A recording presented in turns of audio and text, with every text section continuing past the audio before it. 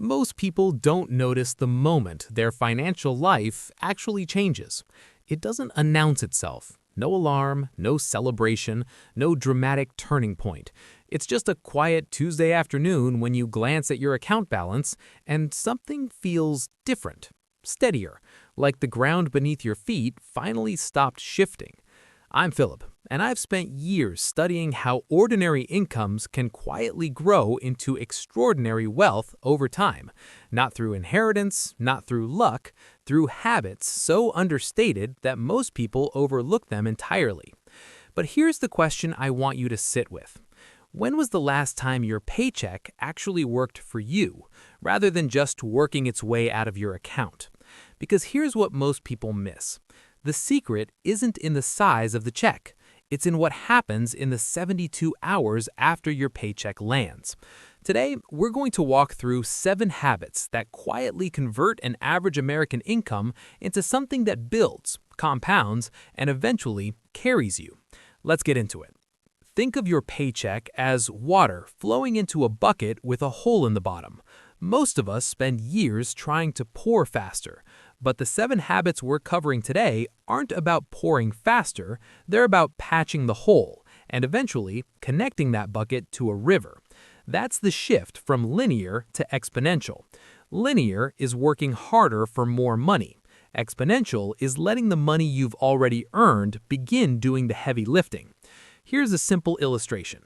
Someone earning $59,000 a year at 27, that's roughly $4,935 a month before taxes, might take home around $3,700 after federal and state deductions. If they save just 10% of that, they're setting aside $370 a month. Over 10 years, without any investment return, that's $44,400. But with a consistent 7% annual return, that same $370 a month grows to over $64,000. The extra $20,000 came from doing nothing. That's the engine we're building. Habit 1. Automate savings and pay yourself first. Here's the surprising part about willpower. It runs out. Every financial decision you make in a day depletes it slightly, which is exactly why automation is the most powerful habit on this list. Pay yourself first means one thing. Before you pay rent, before you buy groceries, before you even see the rest of your paycheck, a portion goes directly into savings, automatically, without asking your permission. For someone at 28 earning around $4,935 a month take-home of roughly $3,700, setting up an automatic transfer of $300 to $400 right on payday means that money never enters your spending consciousness.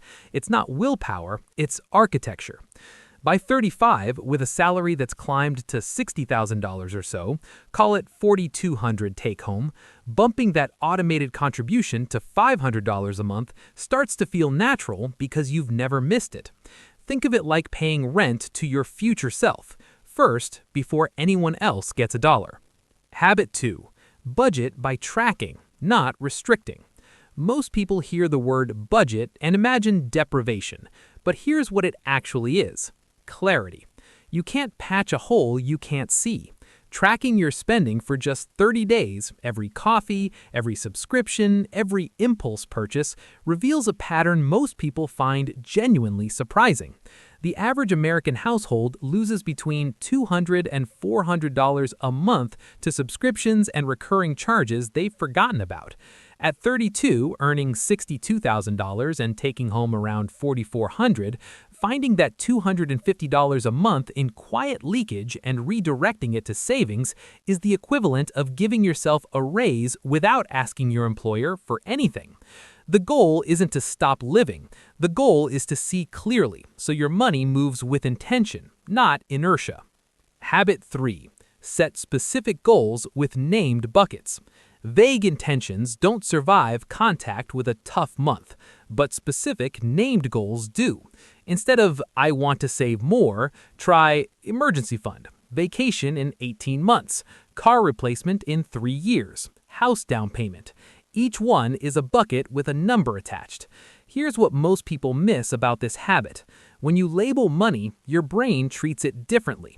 It's no longer abstract. It's the Hawaii trip. It's the roof fund. It's the I don't need to panic if the car breaks down account. At 38, earning $70,000, take home around $4,800 a month, three named buckets with $150 each allocated automatically is $450 a month building towards specific, real milestones. The psychological weight that lifts when you have a funded emergency account is something most people describe as the first time money stopped keeping them up at night. Habit 4. Use every employer benefit available. This is where it changes for a lot of people, and it's also the most underused opportunity in personal finance. If your employer offers a 401k match and you're not contributing enough to capture the full match, you are leaving free money on the table. Not metaphorically, literally. A 3% match on a $65,000 salary is $1,950 a year your employer is handing you that you're declining. At 30, capturing that full match and contributing $200 more a month on top of it compounds into six figures by your mid-40s without a single additional decision made along the way. Also worth reviewing HSA contributions if you have a high-deductible health plan, dependent care FSAs, employee stock purchase plans. These are mechanisms built into your job that most people scroll past during open enrollment without a second thought.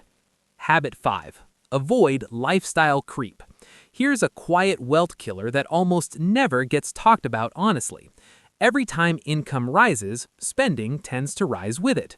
New salary, nicer apartment. Promotion, new car. It's natural. It's human. But it's also the reason many people earn more in their 40s than they ever imagined in their 20s, and somehow still feel financially stuck.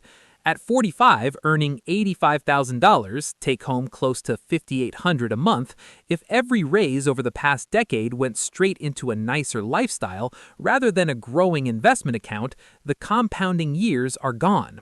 You can't buy them back. The habit is simple in concept. When your income increases, direct at least half of the increase to savings before your lifestyle adjusts to the new number. Your standard of living rises, just more slowly than your net worth. Habit 6. Invest consistently, not perfectly. This is the habit that most people delay waiting to learn more first, and that delay is genuinely costly. You don't need to pick stocks. You don't need to time the market. You need a low-cost index fund, a consistent monthly contribution, and the discipline not to react when markets get uncomfortable. At 27, $200 a month in a diversified index fund at 7% annual return is worth approximately $525,000 by age 67. At 37, starting that same $200 a month yields roughly $243,000 by 67. The difference, $282,000, is the cost of the 10-year delay. But here's the human part of this that doesn't often get said. Investing consistently through a down market is genuinely hard. Watching a balance drop while continuing to contribute takes discipline that is emotional, not mathematical. Acknowledge that, and do it anyway, because the math is merciless in your favor over time. Habit 7. Reduce debt with strategy, not panic. Debt isn't a moral failure, it's a math problem, and math problems have solutions. High-interest debt, particularly credit cards carrying 20 to 28% APR, is simply a guaranteed negative investment. Every dollar you pay toward a 24% interest rate card is a 24% guaranteed return. No investment vehicle reliably matches that. At 33, carrying $9,000 in credit card debt at 22% APR while carrying $63,000 a year in income, directing an extra $300 a month toward that balance eliminates it in roughly 28 months. The interest savings alone free up nearly $200 permanently. The strategy, avalanche high-interest debt first, while maintaining minimum payments elsewhere. Once cleared, redirect that payment amount directly to investments. The habit doesn't change, the destination does. Let's walk the arc.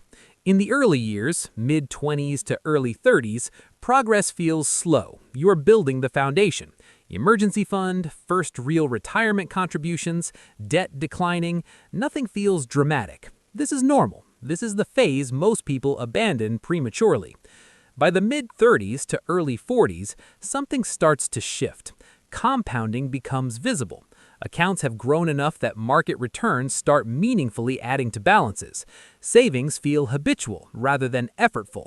The financial anxiety that used to surface at 2 a.m. starts to quiet down. And then, usually somewhere between 45 and 50 for those who stayed consistent, the identity shifts. Money stops being a source of fear and becomes a source of options. Not necessarily retirement, options. The option to change jobs, to work less, to help someone you love, to say no to something that doesn't serve you anymore. That's the quiet wealth this system builds toward. One honest note before we close. Markets are volatile. Inflation erodes purchasing power. No strategy is guaranteed. The habits in this video are grounded in long-term, diversified, evidence-based approaches, not speculation, not shortcuts. Diversify across asset classes. Revisit your allocations as you age. Don't let market headlines drive decisions that should be driven by your personal timeline. And if your financial situation is complex, a fee-only fiduciary advisor is worth every dollar. The goal was never to make this look easy. It's to make it clear. 7 habits, not 7 windfalls. Automation so the system runs without willpower. Clarity through tracking. Name the goals that make money feel real. Employer benefits captured completely. Lifestyle creep resisted intentionally. Consistent investing through discomfort. Debt reduced with strategy. None of these require a higher income. None require a finance degree. They require repetition, patience, and the willingness to make small decisions today that your future self will feel deeply grateful for. Here's the last reflective question I'll leave you with. What does the version of you at 55 need the version of you today to start doing? If this gave you something worth thinking about, subscribe, because that's the kind of question we come back to every week.